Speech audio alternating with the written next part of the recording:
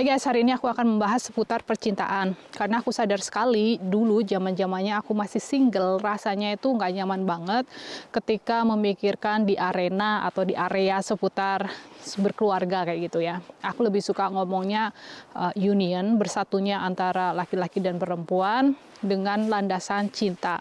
Nah, kenapa? Karena kalau aku ngomongnya pernikahan itu kayaknya harus ada aturan, harus ada landasan yang dibuat oleh orang lain, bukan dibuat oleh kita sendiri. Dan apa yang aku jelasin di sini juga ada ada arahnya ke sana. Jadi sesuatu berdasarkan keinginanku sendiri, aturanku sendiri, my truth, my own do, istilahnya kayak gitu. Kalau di law of octave itu ada kan namanya do re mi fa sol la si do. Do itu absolut. Absolut itu ilahi atau Tuhan. Nah, kita kan keturunannya ya. Kita kan perpanjangan tangannya dari dia ya. Dari Tuhan itu esensi kita. Nah, kita memiliki nada sendiri. My own truth, my own do, my own soul voice istilahnya kayak gitu. Nah, my own doku itu kan donya itu dimulai dari niat ya, intention. Nah, niatnya itu harus sesuai dengan fitrahku atau diri otentikku. Waktu itu aku nggak ngerti seputar hal itu, aku nggak ngerti seputar feminine energy, masculine energy, aku nggak ngerti. Tapi ketika aku melihat di sekitarku, aku selalu merasa apapun konsep yang ditawarkan dari sekitarku seputar pernikahan atau union itu tidak ada yang klik sama aku. Tapi aku akan membahas ke arah sana setelah hal ini ya. Nah, ada satu quotes yang menurutku sangat tepat untuk hal You're ini. listening kuncihidup.com, where you'll find the keys to life.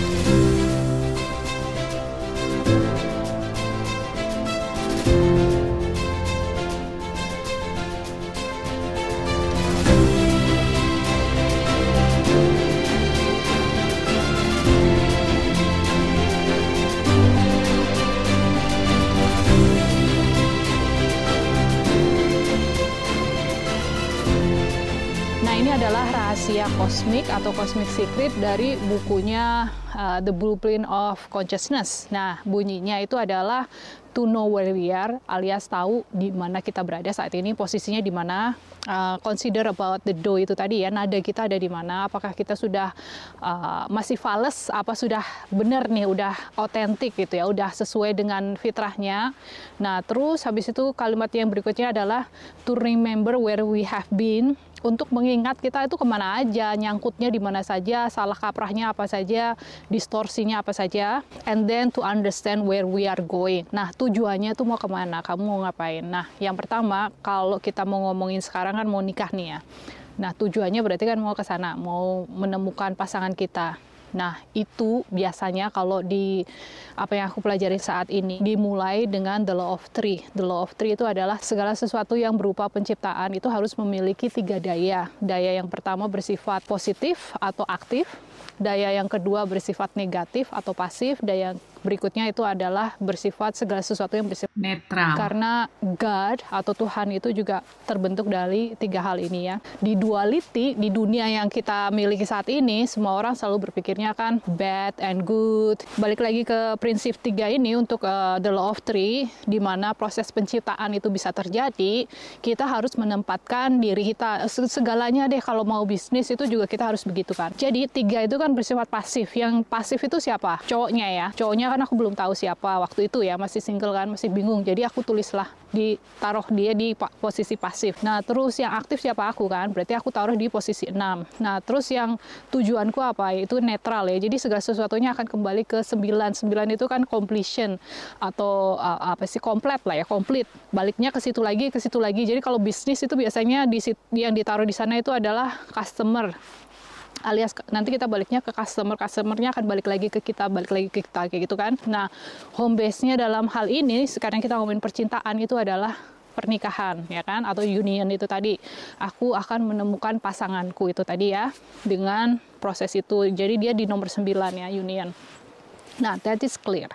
Nah, sekarang dari sana itu nanti kita akan mulai ke do itu ya. Do, re, mi, fa, sol, la, si, do. Itu kan the law of octave atau ada 8 hukum. Walaupun balik lagi ke do lagi kan. Kan do, re, mi, fa, sol, la, si itu sampai 7 aja, balik lagi ke do lagi. Nah, Jadi angka 1 dulu ya. Nah, dari ke angka 1 itu artinya intention, niat ya. Nah, niatnya itu apa? Jadi waktu itu aku niatnya untuk menjadi satu dengan seseorang atau union, itu aku nggak ngerti. Why? Gitu kan. Nah, apa yang aku lakukan? Aku mulai bertanya-tanya kepada orang di sekitarku seputar pernikahan. Dari mulai orang tua aku tanya, kenapa sih mama sama papa menikah? Apapun jawabannya aku tulis, aku ingat-ingat, terus aku tanya ke tetanggaku, aku tanya ke tante, ke saudara, ke orang yang nggak aku kenal di kereta api. Pokoknya aku selalu nanya, udah nikah belum mbak? Sudah. Oh kenapa menikah? Kayak gitu kan. Sudah menikah belum mas? Sudah. Apa alasannya menikah? Kayak gitu. Pokoknya aku selalu pengen tahu. Namanya juga anak-anak ya. Ini aku ngomonginnya aku masih remaja, masih SMA lah. Terus waktu itu mulai cari kuliah di Jogja, jadi aku bolak-balik naik kereta api kayak gitu kan dari Cilacap. Nah, terus kebanyakan orang menjawabnya itu baik dari mulai karena tuntutan agama misalnya, karena orang tua, karena sosial, karena apalagi ya, umur, karena terlanjur hamil, karena banyak banget, pokoknya kurang lebih seperti itu. Yang waktu itu menurutku ya, ini menurutku, opiniku ya, jadi maaf kalau mungkin agak menyinggung teman-teman semua atau ada yang merasa ke-trigger, tapi yang pasti aku melihatnya sebagai sesuatu yang tidak resonate with me. It's not my do, it's not my voice. Itu bukan kenapa aku turun ke bumi menjalani hidup ini dan memilih untuk bersatu dengan seseorang gitu ya, soulmate-ku itu untuk apa? Untuk orang tuaku? Why not for me gitu. Aku mikirnya kenapa nggak buat aku gitu kan. Kenapa harus untuk orang lain atau untuk sekitarku. Nggak enak dilihat tetangga udah tua, lalalala. Atau apapun itu untuk pemerintah harus begini atau whatever it is guys. Aku ngerasanya itu kayak penjara, kayak aturan, kayak keharusan, kayak kewajiban, kayak I'm a slave gitu kan. Slave dari sebuah kepercayaan, sebuah dogma, sesuatu lah, sebuah aturan. Ini bukan aturanku gitu. Aku mikirnya itu, ini siapapun yang bikin aturan ini, I don't like it gitu kan. Nah, dari sana aku mulai mencari kenapa aku harus menikah gitu kan. Apakah itu harus? Kalau enggak, gimana? Nah, itu kan mulai jadi banyak sekali prosesnya, itu panjang sekali. Dari sana akhirnya, oh nanti nggak bisa meneruskan keturunan. Terus aku mikir gini, apa hanya segitu saja fungsiku itu ya untuk meneruskan keturunan gitu aja? Itu kayak binatang dong gitu kan. I'm not animal gitu kan. I'm more than that, you know. Intinya aku merasa there is something bigger than that. Ada sesuatu yang lebih besar dari hanya sekedar meneruskan keturunan, atau ada juga ya yang memikir untuk upgrade keadaan ekonomi misalnya, atau apalah kayak gitulah ya. There is something more bigger than that. Cuma aku nggak tahu waktu itu Desi versi Oon itu, versi anak SMA masih bingung gitu. So my searching it's go for so long, kayak 5 tahunan lebih itu aku masih bingung, masih nggak tahu kenapa aku harus menikah. Dari sana banyak sekali pertanyaan seputar cinta juga. What is true love gitu kan? Karena semua orang ngomongin cinta itu seolah-olah kayak dia harus melakukan sesuatu terhadap kita gitu kan. Oh kalau dia melakukan ini, beliin aku bunga, something lah ya, itu artinya cinta. Terus jadi cintanya itu kayak sesuatu yang dangkal. Aku lihat banyak orang kayak itu, I love you, begitu dia tidak memenuhi keinginan kita atau harapan kita, kita langsung I hate you, benci, kayak gitu ya. Banyak juga ada yang contohnya ya dari teman-teman kunci hidup, awal-awalnya gitu, I love you Mbak Des, I love you. Begitu ada sesuatu yang mengecewakan dari aku, misalnya aku tidak memenuhi harapan mereka, sesat. Dasar sesat, dia itu pakai what is that, black magic, ya bla bla bla, pokoknya langsung benci gitu kan. Jadi flip flop. I don't want that. Aku pikir that's gonna be hell, it's gonna be drive me nuts, atau bikin aku gila gitu ya kalau landasan cintaku terhadap pasanganku yang akan aku bawa sampai mati istilahnya ya, kalau maunya aku sih begitu ya. Nah, kalau cuma landasannya seperti itu yang gampang ya shaky ya, nggak kokoh gitu. Jadi begitu dia tidak memenuhi harapanku, begitu dia mungkin pulang telat atau mungkin dia nakal dikit atau apapun lah ya, yang namanya manusia kan selalu ada aja gitu kan. Mungkin dia kepleset gitu, melesetnya ke pintu rumah orang gitu ya. Whatever it is gitu, terus aku langsung tiba-tiba flip, marah, benci, terus begitu, oh that is hell. So what I mean here, dari sekedar cari tahu niatnya apa, intensinya itu apa, karena ini landasan yang sangat kuat, landasan di mana ini akan ada hubungannya nanti ke visualisasi ya. Dari sana baru akhirnya kita tahu kan visualisasi kita bagaimana, terus bagaimana kita bisa melihat apa yang kita inginkan. Nah, jadi dari sana, dari intention itu, akhirnya aku melebar ke apa itu true love. Aku belajar seputar true love. Jadi dari sana aku baru mulai ngerti, okay, this is my do. This is why I want somebody with me in my life. That's it. Aku nggak akan bilang alasannya apa, niatku, karena mungkin akan mempengaruhi teman-teman semua, karena teman-teman memiliki niat sendiri ya. Apapun itu harus suaramu sendiri, harus sesuatu yang sesuai dengan tujuanmu turun ke bumi. Dan why you are here, you know. Tapi mungkin secara kisi-kisinya aja itu adalah bahwa kita turun ke bumi itu kan, kita kan makhluk, kalau di sana-sananya ya, soul ya, di level soul itu kita kan berkelompok. Satu kelompok ada 10 orang sampai 12 orang, 12 soul ya, jiwa gitu ya. Nah, dari kelompok ini dinamakan soulmate. Mate itu kan teman. Nah, soulmate itu bukan harus suami istri juga, enggak. Soulmate bisa sahabat kita, itu soulmate kita bisa jadi, atau adik kita. Kalau orang tua biasanya enggak. Biasanya mereka dari kelompok yang lain. Nah, tapi kalau antara anak itu enggak juga, tapi adik, kakak, sahabatan, tetangga itu bisa jadi itu soulmate-mu ya. Nah, salah satunya juga adalah pasangan kita. Nah, kenapa soulmate ini atau teman-teman kita turun ke bumi berkelompok dan ada di sekitar kita? Karena kita punya misi, ya kan? Nah, misi kita itu biasa disebut sebagai blueprint ya. Nah, blueprint-nya itu apa? Mungkin kita mau belajar seputar forgiveness, mungkin kita mau belajar seputar manifestasi atau berkelimpahan, mungkin kita yada. Only you know that, right? Kita semua akan mengetahui hal tersebut dengan berproses. Nah, begitu juga balik lagi dalam hal ini, soulmate kita itu bisa jadi pasangan kita, itu adalah seseorang yang ibaratnya gini ya, buat aku nih ya, aku jalan sendirian tuk, terus di persimpangan aku ketemulah sama soulmate-ku itu kan. Hey, high five. Finally I met you in a hug. And then let's go. You know? Terus kita akan berjalan menuju ke jalan kita sampai akhir, sampai ke endingnya itu apa. Nah, that is my soulmate.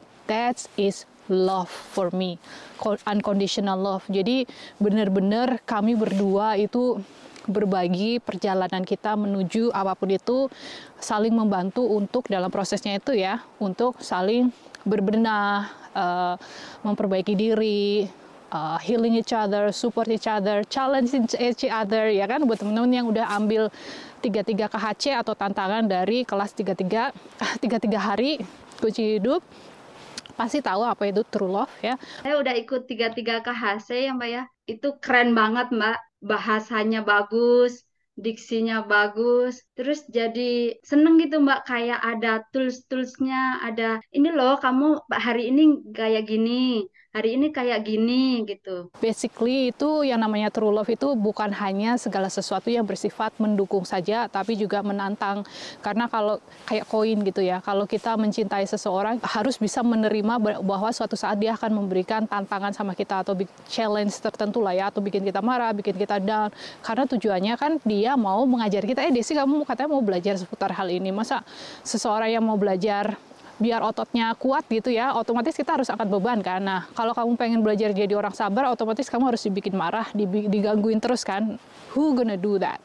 Siapa orang yang akan bikin kamu marah, sedih, sakit? Hanya orang-orang terdekat kita yang bisa melakukannya ya kan. orang jauh biasanya aku terus terang aku juga nggak mau nyakitin orang lain ya. So I will not take that action, darling. Jadi otomatis orang-orang terdekat kita akan melakukannya. So anyway, that is number one, yaitu niat ya, niat nomor 1. Nah dari nomor 1 itu biasanya kita akan menuju ke nomor 4, di mana adalah jalur itu dinamakan sebagai the anticipation line atau antisipasi ya. Nah yang diantisipasi itu apa? Nah kita akan masuk ke nomor 4. Nomor 4 itu adalah limitation. Nah, limitation itu kan segala sesuatu yang bersifat atau batasan ya bahasa Indonesianya ya. Batasannya itu di mana? Kalau kita bersama seseorang itu harus ada batasannya ya. Terus maksudnya bagaimana? Nah, ya itu tadi. Mulailah lagi aku mencari tahu batasannya di mana ya. Aku lihat lagi sekitarku. Aku hanya bisa observasi sekitarku kan saat itu. Dari keluargaku sendiri waktu itu mereka sering ribut karena finansial ya. Karena keadaan keuangan keluarga kami tidak memungkinkan. Jadi mama papa sering ribut masalah duit. Nah, dari sana aku langsung mulai money. Money will be a problem, finansial will be a problem. Jadi aku harus berpikir seputar hal itu. Harus menciptakan sebuah batasan antara aku dan dia seputar hal itu. Nah, terus batasan yang berikutnya itu adalah seputar kesehatan. Aku lihat kalau salah satu dari pasangan sakit, itu pasti yang satunya lagi nggak bahagia, ngedrop, harus extra work atau kerja lebih keras lagi. Sorry guys, kalau aku ngomongnya agak susah karena ini dingin sekali dan mulutku itu rasanya kaku. Kayak nggak berasa, kayak mulutnya mulai hilang, bibirku mulai hilang. Alright, so health will be a problem. Jadi aku harus mencari tahu batasan apa saja yang aku inginkan di seputar kesehatan. Nah, dari sana itu juga merembet ke anak, merembet lagi ke diriku sendiri. Karena aku merasa kalau misalnya aku nggak sehat atau nggak pede ya. Jadi waktu itu aku tuh gini, aku bilang sama pasanganku setelah aku menemukan dia ya, aku bilang kayak, karena itu bothering me atau mengganggu pikiranku gitu ya. Jadi banyak temanku yang sudah nikah atau orang-orang yang di sekitarku lah yang udah nikah itu mereka bermasalah seputar habis hamil itu ada kayak guratan-guratan di perutnya itu loh. Walau ada garis hitamnya di perutnya di ke bawah atau di samping-sampingnya kayak dicakar macan ya. Nah terus mereka nggak pede seputar hal itu. Jadi itu mengganggu kehidupan erotic life mereka. Nah erotik itu buat aku sangat penting ya. Jadi nggak pede, self worth-nya turun. Self worth is a big deal, darling.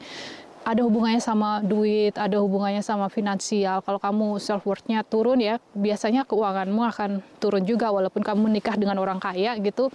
Tapi kamu ngerasa nggak pede gara-gara ada guratan di perutmu, nanti masalah duitmu jadi seret gitu kan. Nah, jadi buat aku satu itu penting. Jadi aku ngerasa guratan itu tadi itu bothering my head. Aku nggak mau punya hal itu, aku nggak mau. Aku tahu siapa diriku sendiri. Oops, I'm tapping my mic. Aku tahu siapa aku kayak gitu ya. Aku ngerasa nggak pede dengan keadaan kulitku. Waktu itu aku sering diejekin. Jadi kalau ditambah lagi dengan ada guratan kayak gitu, aku tambah down lagi gitu kan. So itu aku mulai bilang sama pasanganku, aku nggak mau punya masalah itu. Waktu itu si J bilang, don't worry honey, I will find the way. Dia selalu bilang kayak gitu ya. Dia selalu apapun masalah yang aku miliki, dia akan cari jalan keluarnya. Mungkin aku harus sebut dia Mr. Fixer kali ya, karena dia selalu memberikan jalan keluar. Nah, itu selain kesehatan, ya itu tadi masih di kesehatan ya. Nah, di kesehatan itu tadi sama aku lihat kalau misalnya anaknya sakit, si orang tua itu biasanya akan ribut, saling menyalahkan. Si papa nyalain mamanya, mamanya nyalain papanya. Nah, jadi kesehatan itu menurutku penting sekali. Jadi aku kasih huruf besar-besar itu di bukuku. Zaman dulu kan aku masih diary ya. Kalau sekarang kan mungkin dibilangnya journaling atau scripting gitu kan. Nah, tapi zaman dulu aku masih bilangnya diary. Di buku diaryku aku tulis kesehatan anakku, terus perutku, kayak gitu aku tulis semuanya. Pokoknya hal-hal yang menurutku akan menjadi bermasalah berdasarkan observasi yang aku lakukan di sekitarku. Nah, sekarang aku ngomongin erotic life. Nah, erotic ini juga masuk di kategori limiting itu tadi ya, batasannya. Jadi, erotik itu kan kalau kita pikir itu segala sesuatu yang bersifat seksual ya. Padahal kalau kita bawa ke spiritual, erotic life itu tidak hanya melulu seputar ngesek gitu ya, tapi lebih ke life force energy. Kalau di Dr. Joe Dispenza itu ketika kita arousal, itu kan erotik ya, arousal itu kayak mau keluar kayak gitulah ya, mau gitu ya. Nah, kita tarik itu energinya untuk ke atas, jadi keluarnya nggak hanya di area kemaluan kemaluan kita saja, tapi lebih ke pineal gland kita atau crown chakra kalau bisa. That is the magic happen, right? Itu bisa meningkatkan level kesadaran manusia in general. Nah, jadi erotic life buat aku itu penting. Jadi aku pengen seseorang yang bisa atau ngerti seputar hal itu. Aku nggak mau cuma bercinta sekedar untuk making love aja, atau buat bikin anak aja, atau untuk memuaskan gitu ya salah satu dari kita. No, but I want something more than that. Sudah aku bilang dari awal bahwa buat aku ya, berhubungan atau union, bersatu dengan seseorang itu bukan hanya sekedar gitu aja. Aku mau something more than that. I want to create magical life, ya kan? Nah, magical life atau hidup yang magical itu seperti apa? Nggak tahu, ya kan? Waktu itu aku nggak tahu. I let the universe guide me. Tapi aku tahu kuncinya itu salah satunya itu tadi. Ada yang aku sebutin tadi, termasuk erotic life itu kan. Nah, terus batasan yang terakhir yang aku temuin, yang aku tulis itu adalah seputar komunikasi. Karena komunikasi itu menurutku sangat penting dan I'm not good at it, darling. I'm not good at it. Mungkin teman-teman pikirnya, Mbak Des bagus kok kalau bikin video, cara penyampaiannya bagus, but I'm not good at it naturally ya. Karena dari kecil aku sering dibilang sama orang tua aku untuk gak usah bilang-bilang, blablabla. Nah, jadi aku ada masalah seputar throat chakraku. Nah, itulah kenapa aku tulis di bukuku bahwa I need somebody to help me buat unblock throat chakraku. By the way, suamiku melakukan hal itu. Dan komunikasi itu adalah sesuatu yang aku garis bawahi karena yaitu ada hubungannya sama throat chakra ya, Visuddhana. Mungkin di video lain aku akan membahas banyak seputar hal itu karena ini juga sangat penting. Buat teman-teman yang pengen jadi konten kreator juga hati-hati karena kalau kita tidak bersih ya salurannya, itu kemungkinan besar akan ada feedbacknya kurang bagus dari diterima sama orang lain, terus energinya akan kita rasakan juga kan. Energi marahnya, energi bete-nya dari orang-orang yang nonton video kita gitu kan. Jadi nanti kitanya akan feel down, ngedrop, capek, sedih, kayak males buat bikin konten lagi. Something like that. So, oke, aku agak melenceng sekarang. Jadi intinya komunikasi itu penting. Aku banyak sekali belajar seputar komunikasi dari mulai ya untuk bisa mengutarakan kejujuran ya. Untuk jujur sama pasangan itu agak susah ya. Body language itu penting. Aku juga belajar seputar human design. Human design itu kan kalau yang namanya generator kayak aku itu komunikasinya menggunakan gut feeling ya, gut feeling. Suamiku juga sama, dia tapi mangen, manifestor generator. Mirip lah, mereka menggunakan basically solar plexus atau gut feeling. Jadi intinya gini, kalau misalnya aku nanya ke dia, Beb mau makan lagi, mau nambah nggak nasinya? Ya kan? Nah, yang itu artinya enggak karena dia udah kenyang, itu jawabannya, ya kan? Itu mangen itu kayak gitu atau generator itu jawabannya adalah o, a, o, ah, itu bahasanya mereka ya. Nah, yang yes can itu karena dia berpikir, dia mulai pakai mind mereka ya. Nah, itu bohongnya, versi bohongnya. Karena dia berpikir bahwa kalau dia nolak, aku bakal kecewa. Jadi dia pikir, mungkin Desi maunya aku lebih banyak makan nasi nih, jadi aku iyain aja deh, kayak gitu. Nah, itu itu versinya dia, jawabannya kayak gitu. Jadi karena aku udah tahu gitu, karena aku udah belajar komunikasi, baik itu body language, baik itu bawa ke human design, akhirnya aku lebih enak aja berkomunikasi sama pasanganku. Jadi aku tahu, ya udahlah kamu udah kenyang juga kan. Ya, actually I'm full gitu kan.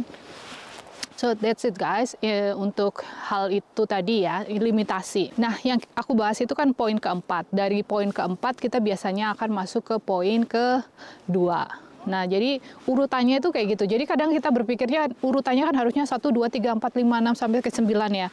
Tapi dalam hal ini urutannya itu seperti itu. Jadi intinya kalau misalnya aku akan menjelaskannya di kelasku sebenarnya lebih detailnya. Tapi untuk video ini, 1 dibagi 7 hasilnya berapa?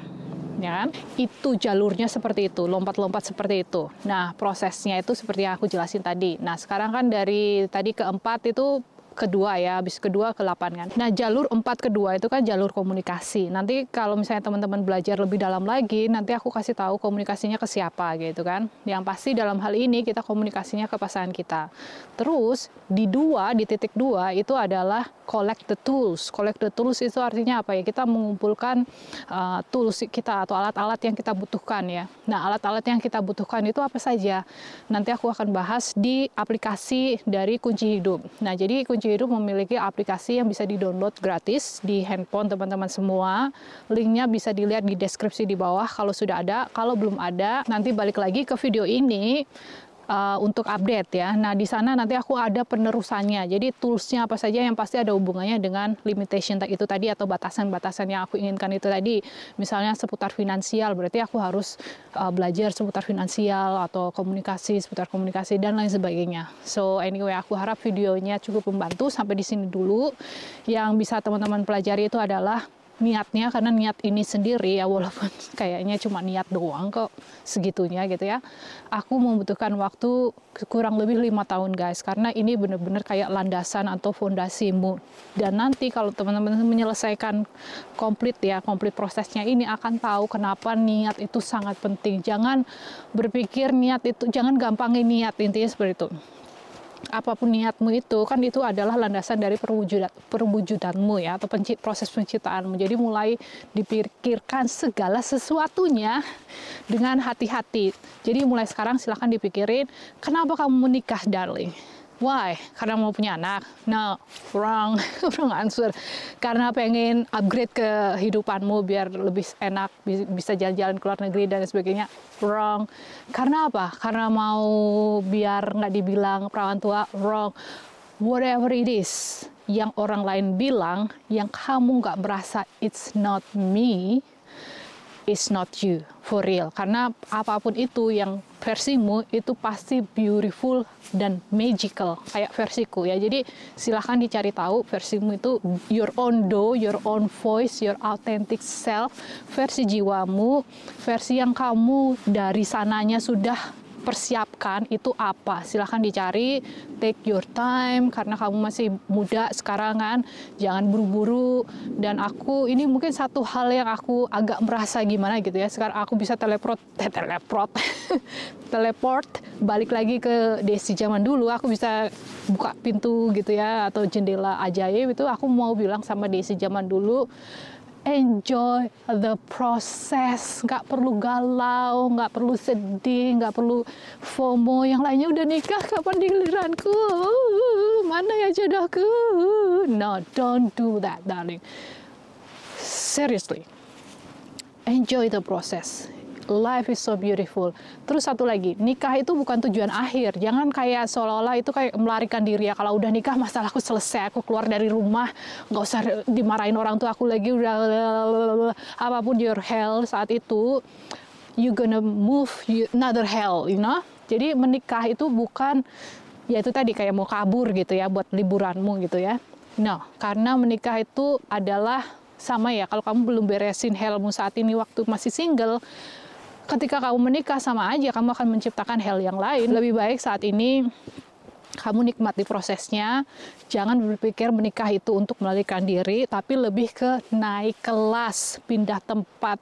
Oke, sekarang aku udah pinter nih menciptakan surga buat diriku sebagai seseorang yang single, karena kan banyak waktu ya, punya banyak waktu, nggak punya banyak tanggung jawab. Nah, jadi kalau kamu udah bisa handle itu, bisa cari duit, bisa happy dengan diriku sendiri, I love myself, I love my lonely time, my me time, karena punya banyak waktu kan, nggak harus buru-buru. You will have the same attitude, atau kita akan mendapatkan hal yang sama ketika kita berkeluarga. Karena ketika kita berkeluarga juga ya sama aja kan, cuma bedanya ada suami, ada anak-anak gitu kan. Nah, mungkin indahnya, suka dukanya beda lah, karena pemeran utamanya masih tetap aku, tapi pemeran penggantinya atau apa ya, pendampingnya tuh ganti wajah gitu kan. So ya, aku harap sih nggak membingungkan videonya. Dan seperti biasa, thank you, I love you, and bye for now.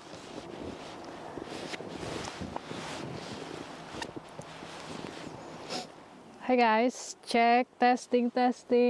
I need to see the view supposed to be like this is better, but I don't have beautiful view yet. The sky is blue, so there is a hope. When the sky is blue, always hope to make a good video. And suhunya stupid cold hari ini. Oops. Yang istilahnya orang lokal aja lebih milih tinggal di dalam rumah. Karena mereka bilang it's stupid cold. But not me. Here I am, Indonesian people, willing to take the risk. Oh, that tree is so beautiful. I will make video in front of that tree. Ow. What the hell is this? Poking me. So ya, aku akan membawa teman-teman my journey walking through the snow. Look. Kelihatan nggak? The snow is like crazy deep. Sampai ke lutut ya, sampai ke dengkul. Supaya aku bisa ke tempat yang aku tuju. I don't know where I'm going. I'm looking somewhere that's still lots of snow. Maybe here. As a background, let me see. Yeah, this is perfect. By the way, saljunya agak-agak aneh. Biasanya saljunya itu nggak seperti ini ya. Cuma akhir-akhir ini, you know, I don't want to be conspiracy theory here, but the snow is different, darling. It's not like usually. Lebih kayak apa ya? Lebih kayak fluffy gitu, lebih kayak maybe it's fake. Oh my god, I'm buried. Aku kayak terkubur gitu di dalam salju. Just a second. Okay. How is it? Is it look beautiful? Is it look good? Yeah, it's good. The problem is aku kayak terkubur gitu ya. Masalahnya kalau terkubur, nanti lama-lama aku kedinginan. And I won't be happy. Aku bakalan seharian ngedrop, bete, gitu ceritanya. Alright, I'm not sure I will put this in the context, but this is me trying to be making video for you anywhere out there in the world. I love you so much. That's why I'm doing what I'm doing now. I love that by doing this I can help you. Wow, what is that? Is that butterfly?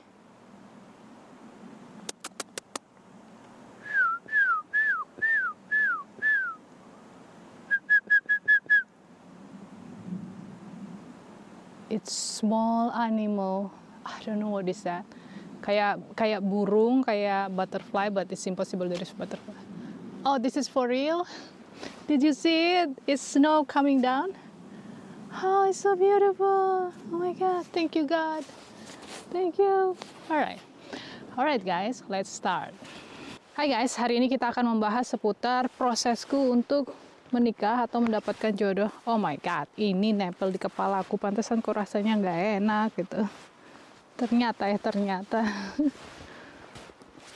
Alright, let me make a space for me. Oh shit. Oh man.